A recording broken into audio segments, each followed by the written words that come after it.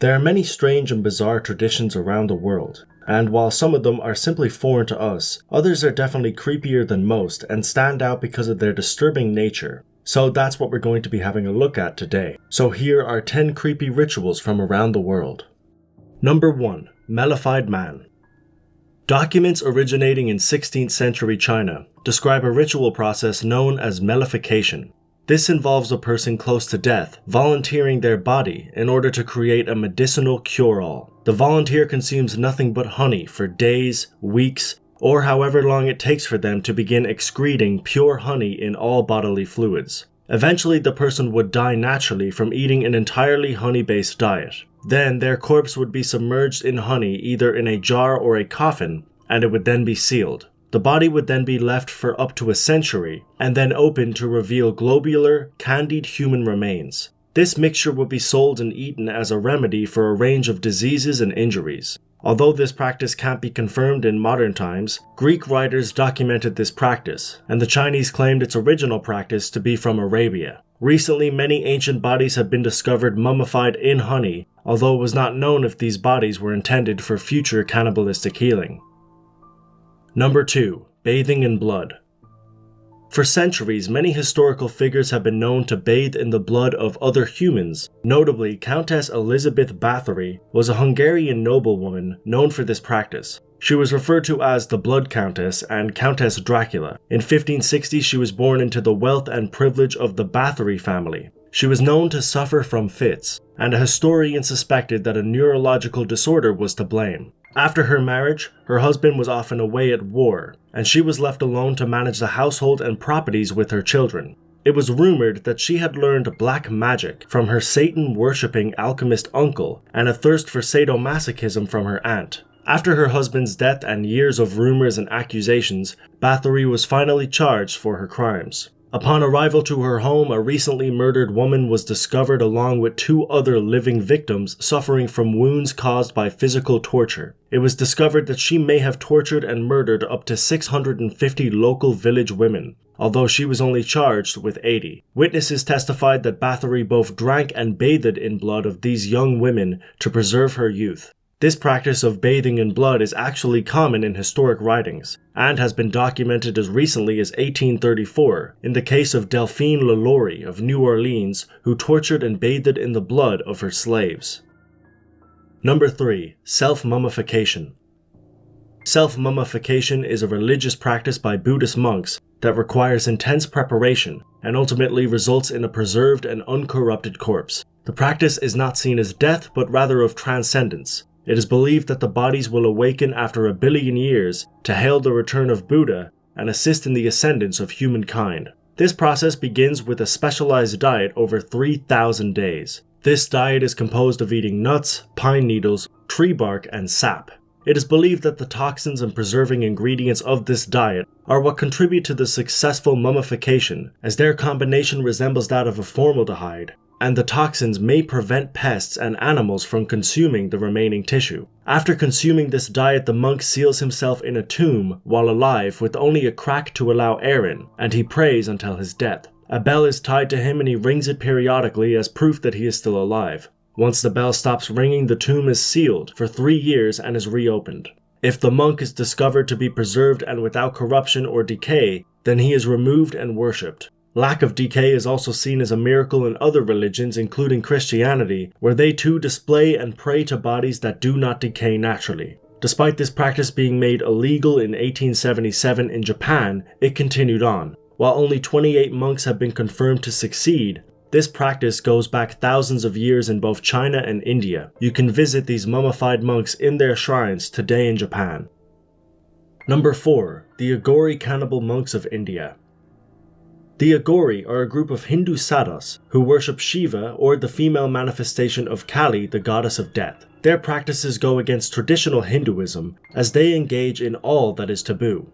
Hinduism believes that each deity is a manifestation of the same god, and therefore each of these manifestations are to be satisfied and worshipped, including death. While cremation is mainly practiced in India, there are different types of people who cannot or should not be cremated. These bodies are sent to float down the Ganges River, and from there the Aghori fish them out for their grisly rituals. The Agori covered their bodies in the ashes of the cremated dead and eat the bodies of those not cremated. They eat and drink feces, urine, and garbage.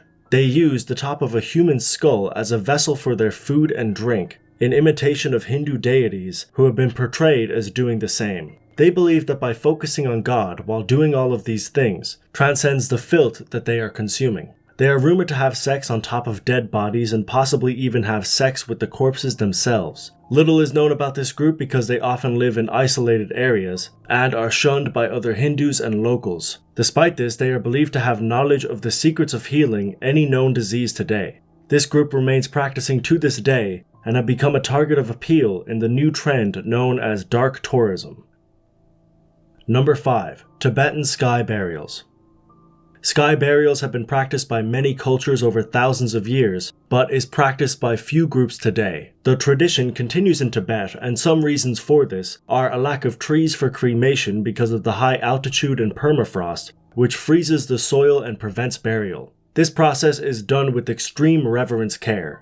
After the body has been prayed over for several days, the spine is broken for ease of transportation and brought to a high point carried on a yak. The body is then dismembered and the tissue and bones are broken and pounded into a pulp. They surround the body with substances in order to attract birds and animals, and the remains are left to be eaten. After the ritual, the yak is set free. This practice makes sense in the Buddhist tradition as the human body is seen as merely a vessel, and it is considered to be a holy act to feed living things with your remains. This practice was done in other cultures by different means, such as building platforms for the body or placing bodies in trees. This was also a practice in Iran and also done by the Aboriginals in Australia and certain indigenous tribes of North America. Number 6. Endo-cannibalism and the Yanomami tribes. The Yanomami are a group of indigenous people who live in the remote areas of the Amazon rainforest on the border between Venezuela and Brazil. They are a non-violent tribe whose population ranges from 18,000 to 35,000 people. They practice endo-cannibalism, which involves eating the flesh of a dead relative after they have died.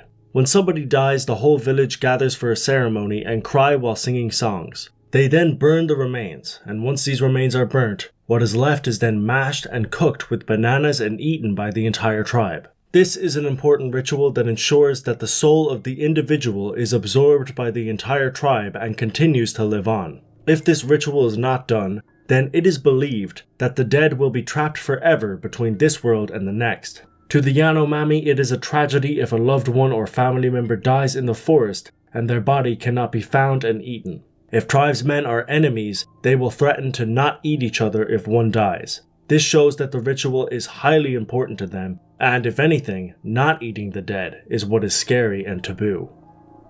Number 7. The hanging coffins of the Philippines.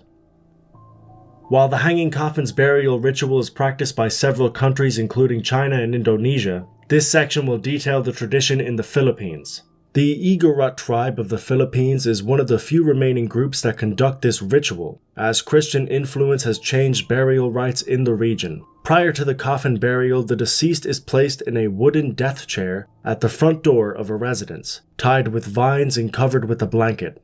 As the relatives come in, they pay their respects to the dead. The body is smoked or cured during this process, both to preserve it and to prevent odor from coming off the corpse. When taken out for burial, 5 pigs or chickens are sacrificed and the body is prepared by being bent and wrapped in the fetal position, as it is believed that one should depart the world the way they came in. Sometimes, to get the body into the position, bones must be broken. After this, the body is carried to the cliffs by loved ones and are smeared with blood and bodily fluids because it is believed to be fortunate and that the skill of the deceased might be passed down to those who touch it. After this, people are sent up the cliff face to carve holes for the support beams of the coffin, and the coffin itself is either nailed or tied in place. The reason for the cliffside burial is both for the body itself to be closer to heaven and to prevent scavenging animals from eating it. Another strange reason for this manner of burial is because tribal headhunters from rival areas would bring back heads of the dead for trophies, and hanging coffins prevented this from happening. This location is now a creepy tourist attraction that brings in thousands of people a year. Number 8. NXIVM Cult Branding Ritual. NXIVM was founded by Keith Raniere in 1998 following the downfall of his previous company, Consumers Byline, after it was deemed to be a pyramid scheme in court. Following his previous business scandal, he created NXIVM, which offered executive success programs, aka ESPs, to wealthy elite as a way to reprogram negative behavior and as a self-help program. These intense group therapy classes ran for 12 hours a day, sometimes weeks in a row, and cost up to $300,000 per set. Later, one could sign up for the University, which cost $5,000 a month. Self-proclaimed members were made up of almost 17,000 members.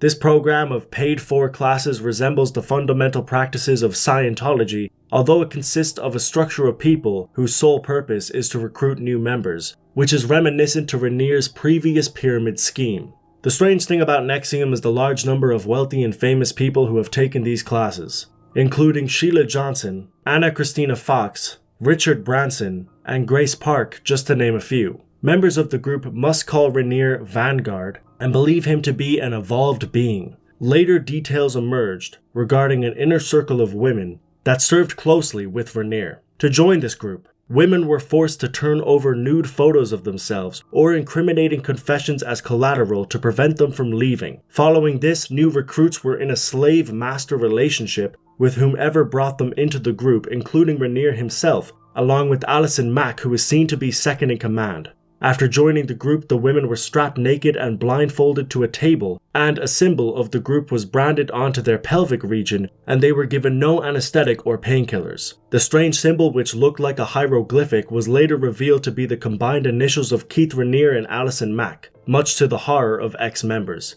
In March 2018, Raniere was arrested on many charges related to NXIVM, including sex trafficking and conspiracy to commit forced labor, as these slaves were forced to work for the group without pay. The charges alleged that Raniere created a secret society of women whom he had sex with and branded, with the initials, coercing them with the threat of releasing their highly personal information and taking their assets, displaying a disgusting abuse of power. Alison Mack was later arrested and faces the same charges. Number 9. The Threefold Death. The Threefold Death is an ancient Indo-European human sacrifice ritual which consists of killing one individual in 3 ways simultaneously, by strangulation, drowning, and stabbing. This ritual is written about in Welsh and Norse myth, along with the writings of Caesar's conquest of Gaul. At least 1,860 bodies have been found that have died in this manner. These remains date from the 1st to 4th century AD. The most famous of which is the Lindo Man, one of the hundreds of well-preserved corpses that reveal the marks of this form of sacrifice. Some of these bodies were so well preserved that they have skin and, in some cases, clothing and shoes. It was a common practice of the Celts to make offerings of weapons and artifacts in bodies of water, which may serve as the origin of the Lady of the Lake. Luckily, this ritual was abandoned over 1,000 years ago because of how intense and extreme it was. Number 10. Ancient Egyptian retainer sacrifices. Many ancient Egyptians believed in an afterlife, and within this, they believed that the afterlife continued on in much the same way as their mortal one. They believed that the Ka, which is similar to a soul, must return to a physical body, which is the reason behind the mummification process. In case mummification failed and the body decayed, they left Ka statues in their tombs, which would serve as an alternate body for the soul. They were also buried with all of the same riches, tools, food, and furnishings that they had in their real life, believing that these things would carry on in their afterlife to be used. Because of this, they often had servants and members of their household, sometimes also of nobility, killed and entombed with them to continue serving with them in the afterlife. This ritual was often practiced by pharaohs, as they were seen as gods on earth. This belief made the practice more accepted and was also a further indication of a pharaoh's elite status and superiority over the people they ruled. Those sacrificed were convinced that the afterlife existed and that by being sacrificed, they too would rise up in status and class after they died. One famous example was a king who was buried with over 580 people. Retainer sacrifice was practiced between 3100 BC and 2900 BC before slowly dying out. It is also not unique to Egypt alone, as it has been discovered in many regions and cultures around the world.